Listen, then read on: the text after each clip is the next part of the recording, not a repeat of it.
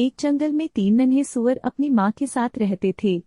कुछ समय बाद जब वो बड़े हुए तो उनकी माँ ने उन्हें बुलाया और कहा, मेरे प्यारे बेटों, तुम तीनों अब खुद की देखभाल कर सकते हो और खुद के दम पर अपना जीवन भी जी सकते हो।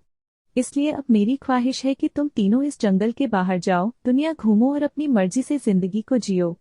अपनी माँ की बात सुनकर तीनों सूअर अपने घर से निकले और शहर की तरफ जाने लगे। कुछ दूर चलने के बाद वो एक दूसरे जंगल में जा पहुंचे। तीनों सूअर काफी थके हुए थे। उन्होंने सोचा कि क्यों न इसी जंगल में एक पेड़ के नीचे बैठकर आराम कर लिया जाए। फिर तीनों वहीं आराम करने लगे। थोड़ी देर आराम करने के बाद तीनों भाई एक दूसरे से अपने आगे के जीवन की योजना बनाने लगे।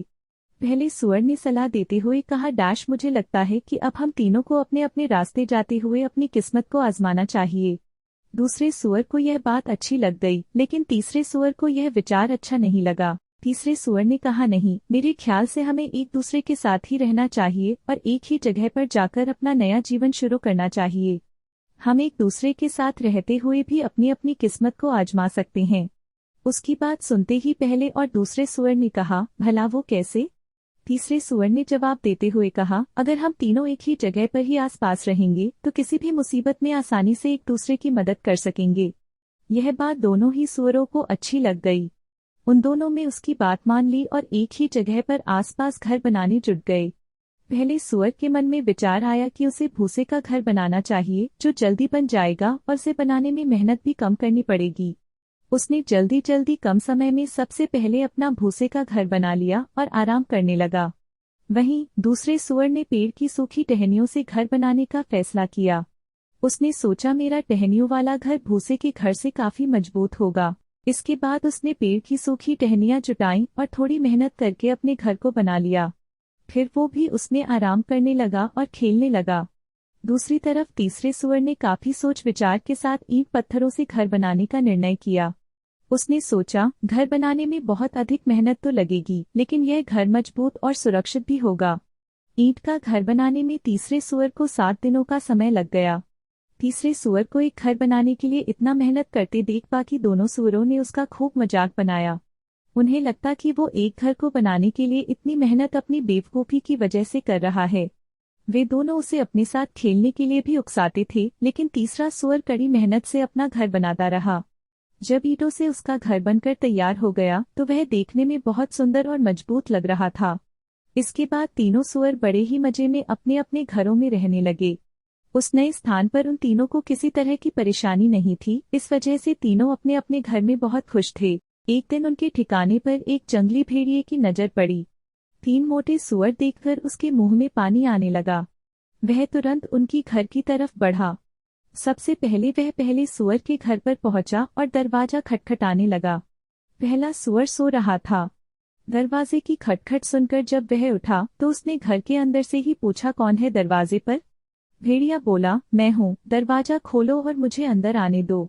भेड़िए की कड़ी आवाज सुनकर सूअर समझ गया कि दरवाजे के बाहर कोई जंगली जानवर खड़ा है। वह डर गया और दरवाजा खोलने से मन कर दिया। इसके बाद भेड़िए को गुस्सा आ गया। उसने गुस्से में कहा, नन्हा सूअर, मैं एक फूंक मारकर तेरा भूसे का घर उड़ा दूंगा और तुझे खा जाऊंगा। उसने एक जोरदार फूंक मारी और भूसे का घर उड़ गया। बेचारा पहला सूअर वहां से किसी तरह वह अपनी जान बचाकर भाग गया और दूसरे सूअर के घर पहुंचा। जैसे ही दूसरे सूअर ने दरवाजा खोला, वह जल्दी से अंदर घुस गया और दरवाजा बंद कर दिया। पहले सूअर को इतना डरा हुआ देखकर दूसरा सूअर हैरान हो गया। इतने में भेड़िया उसके घर पर भी पहुंच गया और दरवाजा खटखटाने लगा। भेड़िया फिर से बोला, दरवाजा खोलो, मुझे अंदर आने दो। आवाज सुनकर पहला सूअर पहचान गया कि दरवाजे पर भेड़िया ही है। उसने कहा, भाई, तुम दरवाजा मत खोलना। यह एक जंगली खूंखार भेड़िया है जो हम दोनों को खा जाएगा। जब दूसरे सूअर ने दरवाजा नहीं खोला तो भेड़िया फिर से गुस्से से लाल हो गया। वह चिल्लाया, नन्हे सूअरों, तुम्हें क्या लगता है, अगर तुम दरवाजा नहीं खोलेगे तो क्या तुम दोनों जिंदा बच जाओगे? इस टहनियों से बने घर को मैं एक झटके में ही तोड़ सकता हूँ।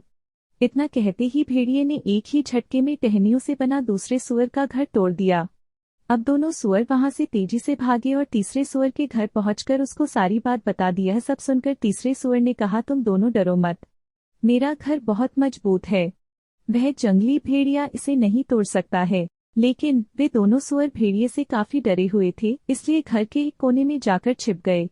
इतने में वहां पर भेड़िया आ गया। वह तीसरे सुअर के घर का दरवाजा खटखटाने लगा। उसने कहा, दरवाजा खोलो जल्दी से और मुझे घर के अंदर आने दो। तभी तीसरे सुअर ने बिना डरे हुए कहा, नहीं, हम दरवाजा नहीं खोलेंगे। यह सुनकर भेड़िया चिल्लाया, मैं फिर भी तुम तीनों को मारकर खा जाऊंगा। मैं इस घर को भी तोड़ सकता हूँ। भेड़िए ने तीसरे सुअर के ईंट से बने घर को तोड़ने की कोशिश करने लगा। सबसे पहले उसने फूंक मारी, लेकिन वह ईंट का बना घर नहीं उड़ा। इसके बाद उसने अपने पंजे से घर को तोड़ने का प्रयास किया, लेकिन इसमें भी वह असफल रहा। उस जंगली भेड़िए के बहुत प्रयास करने के बाद भी तीसरे सुअर का ईंट से बना घर नहीं टूटा, लेकिन फिर भी भेड़िए ने हार नहीं मानी। उसने तय किया कि वह घर के अंदर चिमनी के रास्ते में घुसेगा।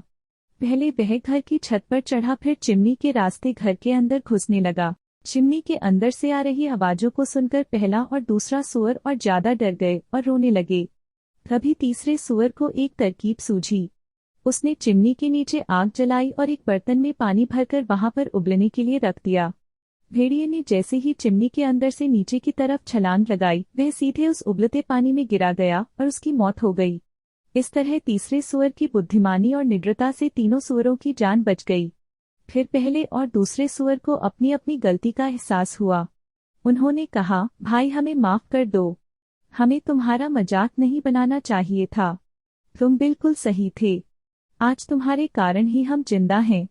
तीसरे सुअर ने उन दोनों को माफ कर दिया और दोनों को अपने ही घर में रहने के लिए भी कहा। इसके बाद तीनों सुअर खुशहाली से एक साथ ईंट से बने मजबूत घर में रहने लगे।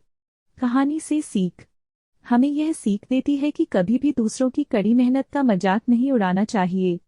साथ ही खुद भी कड़ी मेहनत करनी चाहिए और सूझबूझ कर ही कोई फैसला करना चाहिए।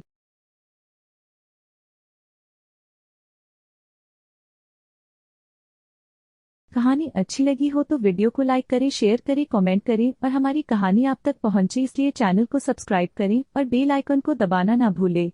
कहानी को सुनने के लिए धन्यवाद।